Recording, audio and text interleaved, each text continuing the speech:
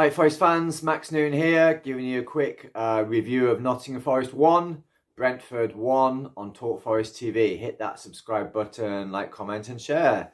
In the end, a good point, a good accumulation of points, which is what we need to do to stay in the Premier League and to move up the Premier League. Again, we could have easily have lost, and perhaps would have lost at this stage last year. I was surprised at the starting lineup, surprised to see no Morgan Gibbs-White in the side. But I can understand it because he's perhaps looked a bit tired and a bit off it recently.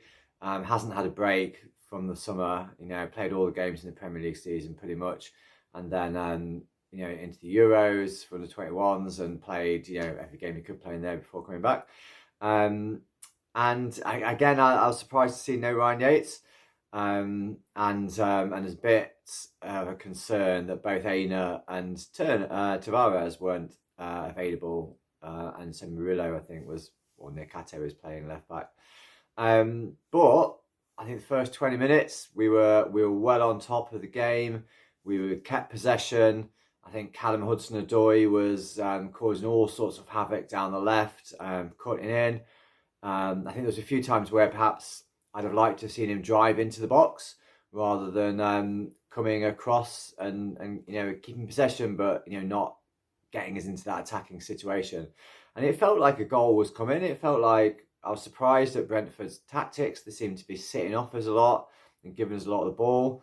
It was nice to see us playing a game with a lot of possession, and it felt like it was a matter of time, excuse me, until we locked the defence and got a goal. But the final pass was just not quite there. The final cross was just past somebody's head, or the final shot was into the side netting. So we didn't actually work the keeper, but I thought we did play really well. Brentford came back into it towards the end of the half, but it wasn't a bad first half. I thought Sangare was outstanding first half, and in the second until he went off. And I thought Dominguez was outstanding throughout the game and obviously scored a brilliant goal.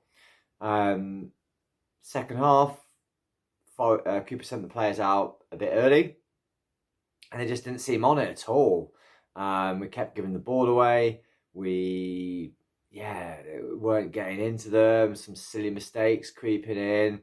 Brentford came more and more into the game, and it felt like almost an inevitability that they'd get a big chance, and they did, with Nikate getting a second yellow card, which looked like a clear second yellow card from where we were, but that is at the other end of the pitch from the Trent end. And what was it, 53rd minute, down to 10 men, and really disappointingly that they scored straight from that free kick, just a lofted ball into the box and flighted ball into the box and a header into the back of the net. So that was really disappointing, and you thought, well, that's it. Brentford are a good passing team, might be able to pass us off the park and just keep us away from the ball. But I think the changes made a difference. Morgan Gibbs-White came on, made a big difference. I thought Morgan Gibbs-White was excellent. Harry Toffolo was excellent when he came on.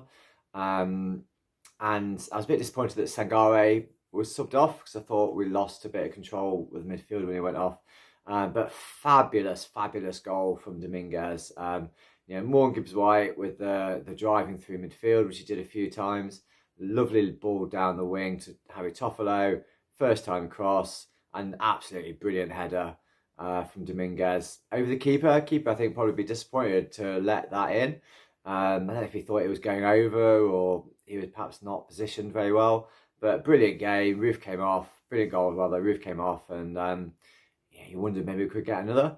I think Turner caused us a bit of trouble with his kicking today, and obviously the one where we gave the ball away, and just seeing the replays now where he does kick Wissa, but I don't think it's that's bringing him down, to be honest. I don't think it's a foul that's bringing him down, and it is a contact sport. People will kick each other. Feet will impact on other parts of other people's bodies around their legs. That doesn't mean it's a foul. I don't think it's the kick that brought him down. I think he's going down already, so I think it's a no pen. And it's very, very telling that Wissa doesn't appeal whatsoever for a foul at all. So I think it would have been one of them where we go, well, technically it's a technical, VAR penalty, which nobody wants to see, frankly. And I think the handballs weren't handball either. I think Forest defended absolutely magnificently. There was players throwing themselves in front of the ball, amazing tackles going in. But that one when Morgan Gibbs-White ran across and made a brilliant sliding tackle on, there was a sure nailed on goal. Was absolutely fantastic. Toffolo similar later on in the game when we had 13 minutes of injury time.